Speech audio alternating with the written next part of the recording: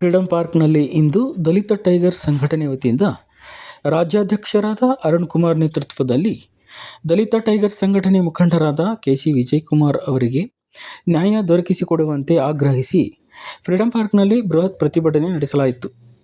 ಈ ಪ್ರತಿಭಟನೆಯಲ್ಲಿ ಭಾಗವಹಿಸಿ ಮಾತನಾಡಿದ ದಲಿತ ಟೈಗರ್ಸ್ ಸಂಘಟನೆ ರಾಜ್ಯಾಧ್ಯಕ್ಷರಾದ ಅರುಣ್ ಕುಮಾರ್ ಅವರು ಕೆ.ಸಿ. ವಿಜಯಕುಮಾರ್ ಅವರಿಗೆ ಆಗಿರುವ ಅನ್ಯಾಯದ ಬಗ್ಗೆ ಸಂಬಂಧಪಟ್ಟ ಅಧಿಕಾರಿಗಳು ತಕ್ಷಣ ಕ್ರಮ ಕೈಗೊಂಡು ನ್ಯಾಯ ಒದಗಿಸಬೇಕು. ಕೆಐಡಿಬಿ ಅಧಿಕಾರಿಗಳಿಗೆ ಮನವಿ ಪತ್ರ ಸಲ್ಲಿಸಿ ಸಮಸ್ಯೆಯನ್ನು ಶೀಘ್ರವಾಗಿ ಪರಿಹರಿಸಬೇಕೆಂದು ಇದೇ ಸಂದರ್ಭದಲ್ಲಿ ಆಗ್ರಹಿಸಿದರು.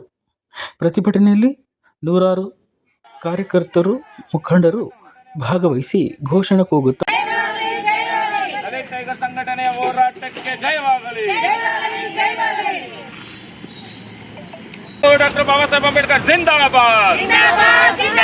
बोलो डॉक्टर बाबा साहेब अंबेडकर जिंदाबाद. दलित टाइगर संघटने जिंदाबाद. दलित टाइगर संघटने जिंदाबाद.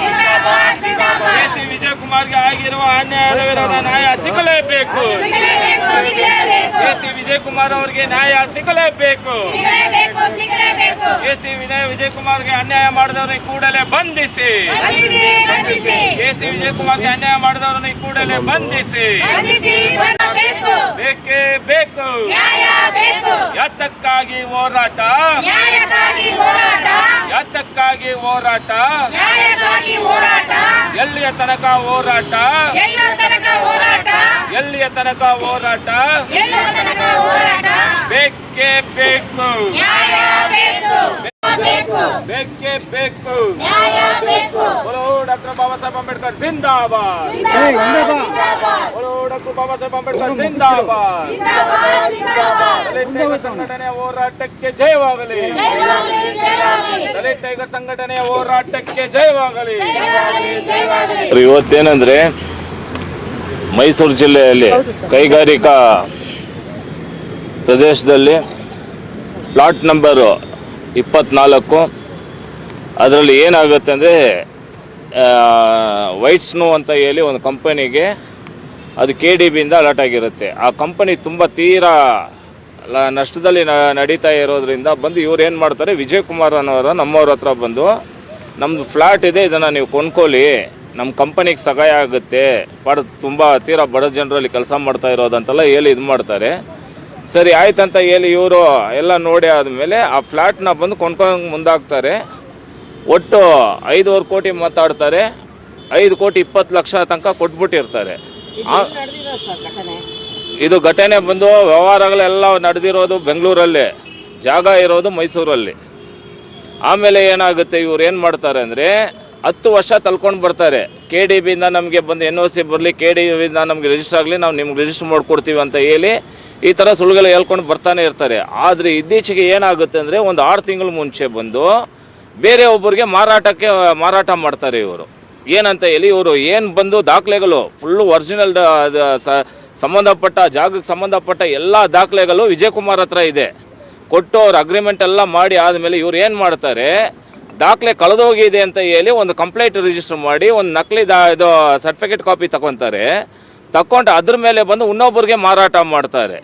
ಅದರಿಂದ ಬಂದು ಇವತ್ತು ನಾವು KDBಗೂ ಹಾಗೂ ಸಂಬಂಧಪಟ್ಟ ಇದರಲ್ಲಿ ಯಾರ್ಯಾರು ಮೋಸಗಾರರಿದ್ದಾರೋ ಅವ್ರಿಗೆಲ್ಲ ನಾವು ಎಚ್ಚರಿಕೆ ಕೊಡ್ತಾಯಿದ್ದೀವಿ. KDBಗೆ ಏನಂತ ಹೇಳ್ತಾ ಇದ್ದೀವಿ, ಅದು ಜಾಗಕ್ಕೆ ಸಂಬಂಧಪಟ್ಟಂಗೆ ಏನೇ ಒಂದು ಕೆಲಸ ಇದ್ರೋ ಅದನ್ನು ತಾತ್ಕಾಲಿಕವಾಗಿ ತಡೆ ಹಿಡಿಬೇಕಂತ ಹೇಳಿ ನಾವು KDBಗೆ ಒತ್ತಾಯ ಮಾಡ್ತಾ ಇದ್ದೀವಿ. ಹಾಗೂ ಈ ಜಾಗಕ್ಕೆ ಯಾರ್ಯಾರು ಮೋಸ ಮಾಡಿದಾರೋ, ರಮೇಶಿಂದ ಹಿಡಿದು ಇನ್ನೊಂದು 4-5 ಜನ ಟೋಟ್ಲ್ ಎಲ್ಲ ಒಂದು ಫ್ಯಾಮಿಲಿ ಥರ ಇದ್ದಾರೆ ಅವ್ರು ಎಲ್ಲರಿಗೂ ನಾವು ಎಚ್ಚರಿಕೆ ಕೊಡ್ತಾ ಇದ್ದೀವಿ. ದಲಿತ ಟೈಗರ್ ಸಂಘಟನೆ ವತಿಯಿಂದ ನೀವು ಏನಾದರೂ ಇದನ್ನು ಮುಂದುವರ್ಸೋಕ್ಕೆ ಹೋದರೆ ಮುಂದೆ ಬರುವಂಥ ದಿನದಲ್ಲಿ ಸಾವಿರಾರು ಜನ ಸೇರಿ ನಿಮ್ಮ ಮನೆ ಹತ್ರ ಬಂದು ದಲಿತ ಟೈಗರ್ ಸಂಘಟನೆ ಪ್ರತಿಭಟನೆ ಮಾಡಿ ನೀವು ಮಾಡ್ತಾ ಇರುವಂಥ ಮೋಸದ ಕೆಲಸಗಳನ್ನ ಇಡೀ ಬಂದು ನಮ್ಮ ರಾಜ್ಯಕ್ಕೆ ನಾನು ತಿಳಿಸುವಂಥ ಕೆಲಸ ಮಾಡ್ತೀವಿ ಅಂತ ಈ ಸಂದರ್ಭದಲ್ಲಿ ನಾವು ಹೇಳ್ತಾ ಇದ್ದೀವಿ. ಸರ್ ಆಲ್ರೆಡಿ ಬಂದು ಇದು ಒಂದು 2 ವರ್ಷಕ್ಕೆ ಮುಂಚೆ ಕೋರಮಂಗಲ ಸ್ಟೇಷನಲ್ಲಿ ಕಂಪ್ಲೇಂಟ್ ಆಗಿದೆ.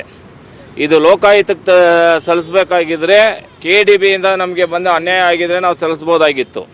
ಹಿಂಗೆ ಇವ್ರು ಮಾಡ್ತಾ ಇರೋದು ಆ ಕಂಪನಿ ಕಡೆಯಿಂದ ಅವರು ಅನ್ಯಾಯ ಮಾಡ್ತಾ ಇದ್ದಾರೆ. ಆ ಅನ್ಯಾಯದ ವಿರುದ್ಧ ಇವತ್ತು ನಾವು ಹೋರಾಟ ಮಾಡ್ತಾ ಇದ್ದೀವಿ.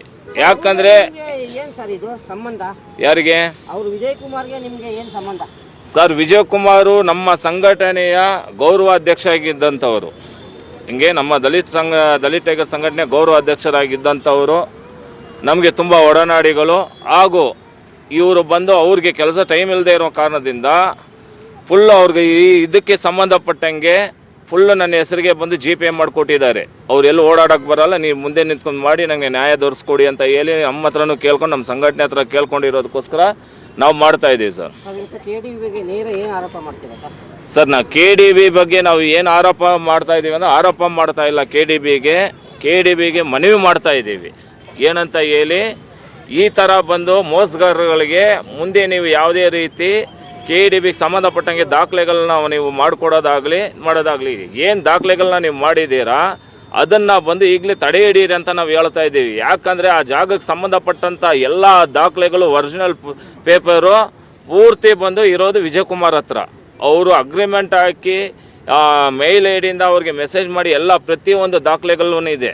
ಈಗ ನಾವು KDB ಕೊಡುವಂಥ ಮನವಿ ಪತ್ರದಲ್ಲಿ ಅದು ನಾವು ಸೇರಿಸ್ತಾ ಇದ್ದೀವಿ. ಹಾಗೂ ಮುಂದೆ ಬರುವಂಥ ದಿನದಲ್ಲಿ ಇವ್ರು ಏನಾದರೂ ಎಚ್ಚೆತ್ಕೊಂಡು ಇದಕ್ಕೆ ಏನಾದರೂ ಕರೆಕ್ಟಾಗಿ ರೀತಿಯಲ್ಲಿ ಪರಿಹಾರ ನಡೆದಿಲ್ಲ ಅಂದರೆ ಮುಂದೆ ಬರುವಂಥ ದಿನದಲ್ಲಿ ನಮ್ಮ ಪೊಲೀಸ್ ಕಮಿಷನರ್ ಸಾಹೇಬರ ಗಮನಕ್ಕೆ ತಂದು ಯಾರೀತ ಈ ಕೆಲಸಗಳನ್ನ ಮಾಡಿದೆ ಇವ್ರ ಮೇಲೆ FIR ಮಾಡಿ ಇವ್ರನ್ನ ಜೈಲಿಗೆ ಕಳಿಸಿ ಅಂತ ಹೇಳ್ತೀವಿ.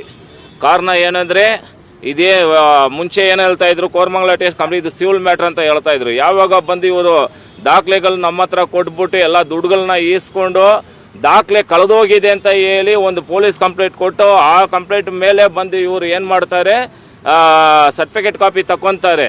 ಅದು ಬಂದು ಏನಂದರೆ ಅದು ಕ್ರಿಮಿನಲ್ ಆ್ಯಕ್ಟ್ ಆಗುತ್ತೆ. ಯಾಕೆ ಕ್ರಿಮಿನಲ್ ಆ್ಯಕ್ಟ್ ಆಗುತ್ತೆ ಅಂದರೆ, ಇಡೀ ಬಂದು ಇಲಾಖೆಯನ್ನು ದಿಕ್ ತಪ್ಪಿಸ್ತಾರೆ. ಹಾಗೂ ಇವರು ಮೋಸ ಮಾಡಿರೋದು ಕಣ್ಮುಂದೆನೇ ಕಾಣುತ್ತೆ.